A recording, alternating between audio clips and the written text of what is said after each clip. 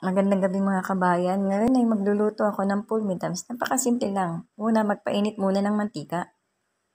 Pagkatapos ay ilagay ang sibuyas at igisa.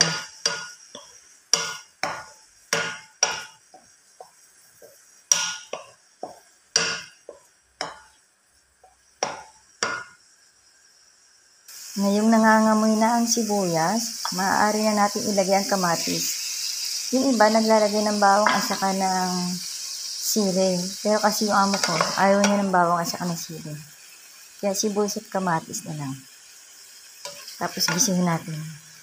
Pagkatapos, lagyan ng konting asin.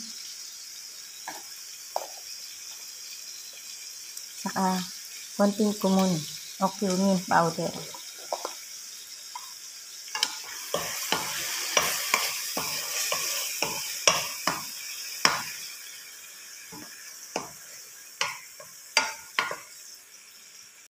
At ngayon, ilagay na natin yung pulmidams o yung beans.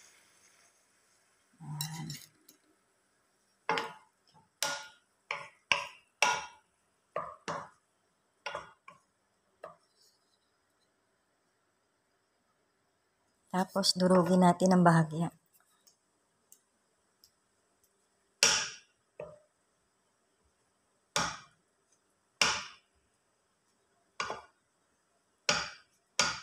Konti lang yung nilagay ko kasi isang tao lang naman yung kakain. Saka hindi siya masyadong marami kung kumain. Tapos, lagyan natin ng konting verdones.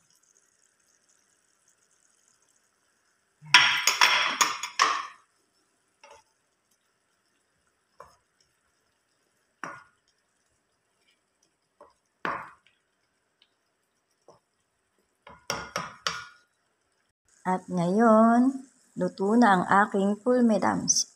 Salamat po sa panonood. God bless po sa ating lahat.